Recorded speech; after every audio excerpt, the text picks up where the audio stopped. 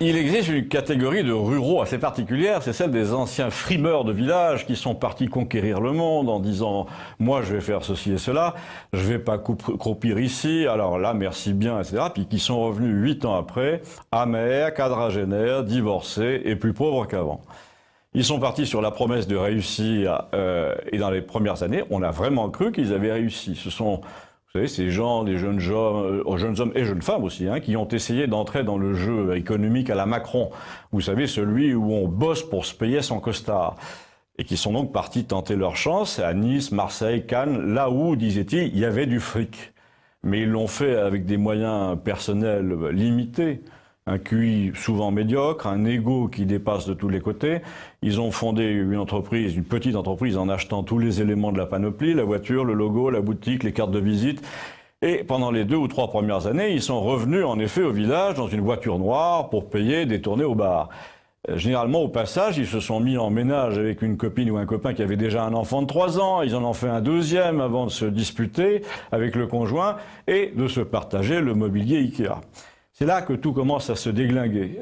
Premier contrôle fiscal, URSSAF, assurance sociale non payée, chiffre d'affaires quasi nul.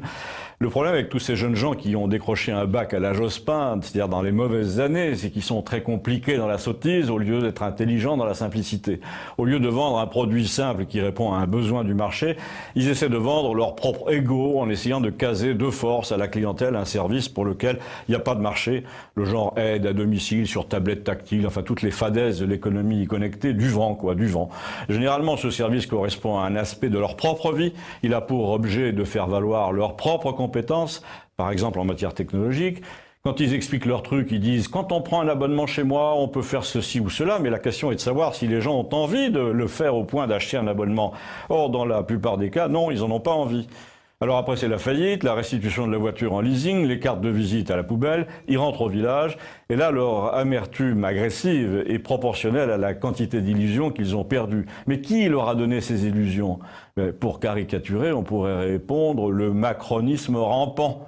Au lieu d'inciter les gens à fonder des start-up, des machins innovants, subventionnés, au lieu de les encourager, quand ils commencent toutes leurs phrases à 24 ans par « je suis quelqu'un qui », si on leur avait dit « assieds-toi, on se fout de savoir qui tu es pour l'instant, tu écoutes les gens autour de toi, tu me fais un rapport sur ce qu'ils veulent, puis après on va voir ce qu'on peut leur vendre ». Eh bien si on avait dit ça à ces jeunes gens, on n'en serait pas là. Si leur mère, par exemple, n'avait pas eu le mauvais goût de leur dire qu'ils avaient toutes les qualités du monde, peut-être qu'ils en auraient acquis quelques-unes.